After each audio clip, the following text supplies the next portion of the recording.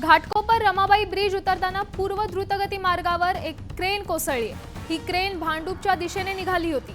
यावेळी घाटकोपर रमाबाई ब्रिज उतरत असताना ट्रेलरचा दोर तुटला आणि क्रेन खाली रस्त्यावर कोसळली। या खाली एक दुचाकी स्वार आला असून यात त्याचे पाय धडापासून वेगळे झालेत।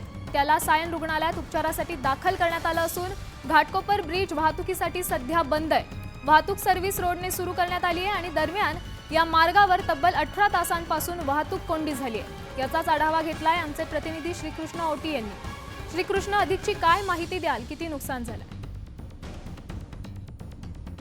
पहाटे 4 वाजता ईस्टर्न एक्सप्रेस हायवेवरती जे आहे फायलिंग मशीनची दुर्घटना घडली आणि या दुर्घटनेत जे आहे दुचाकी स्वार जखमी झालेला आहे। त्यानंतर त्या दुचाकी स्वाराला जे आहे तात्काळ रुग्णालयात हलवण्यात आलं, परंतु याच ठिकाणी मी सध्या उपस्थित आहे। आपण पाहिलं गेलं तर जी फायलिंग मशीन आहे ही या फायलिंग मशीन आपल्याला ज्या अपघात झालेला पाहायला मिळेल। एका ट्रकवरून जी आहे फायलिंग मशीन ही ठाण्याच्या दिशेने रवाना होत असताना जी फायलिंग मशीन ब्रिज उतरल्यानंतर जी आहे याच फायलिंग मशीनचा कुठेतरी अपघात झालेला पाहायला मिळेल। जी फायलिंग मशीन जी आहे ती पडलेली आपल्याला पाहायला मिळते। यामुळे देखील मोठ्या प्रमाणात जे आहे वाहतूक कोंडी होताना पाहायला मिळत आहे। अगदी तब्बल 18 तास झाले ह्या फायलिंग मशीन पडल्यामुळे देखील याच वाहतूक कोंडी होताना आपल्याला पाहायला मिळत आहे। सकाळपासूनच जे आहे पहाटे 4 वाजल्यापासूनच याच मार्गावरती जे ठाण्याच्या दिशेने घाटकोपर येथील जी घटना घडली त्याच फायलिंग मशीनमुळे जे आहे मोठ्या प्रमाणात जी ट्रॅफिक होताना पाहायला मिळालं आणि अगदी 18 तास उलटून गेले आहे तरी अद्यापही ही मशीन हलवण्यात आली नाही।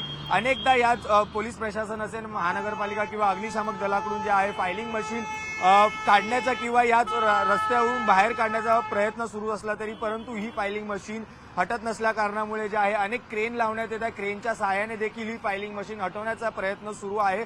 तरी तब्बल 18 तासपासून हे जे शर्थीचे प्रयत्न सुरू आहे आणि पाहायला गेलं तर अगदी वाहतूक कोंडी जी आहे मोठ्या प्रमाणात होताना पाहायला मिळेल। आज वीकेंड देखील असल्या कारणामुळे, शनिवार असल्या कारणामुळे देखील मोठ्या प्रमाणात जे मुंबईचे नागरिक आहे, मुंबईच्या मोठ्या प्रमाणात नागरिक जे आहे हे आपल्या बाहेरगावी जाताना दिसतात आणि त्यामुळे कुठेतरी नागरिक असतील किंवा जे मुंबईचे चाकरमानी असतील यांना देखील मोठ्या प्रमाणात जे आहे ट्रॅफिक वाहतूक कोंडीमुळे देखील मोठा मनस्ताप होताना पाहायला मिळतं।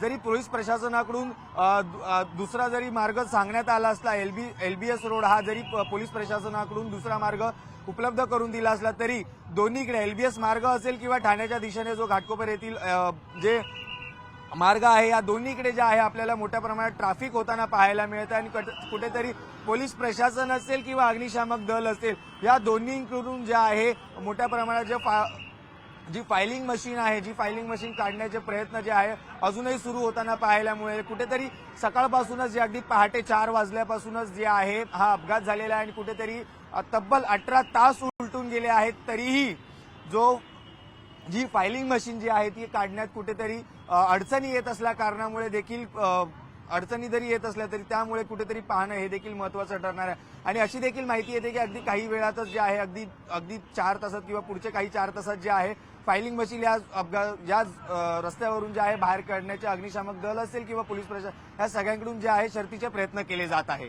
व्हिडिओ जर्नलिस्ट हर्षद गोरकासह श्रीकृष्ण ओटी, न्यूज 18 लोकमत, मुंबई।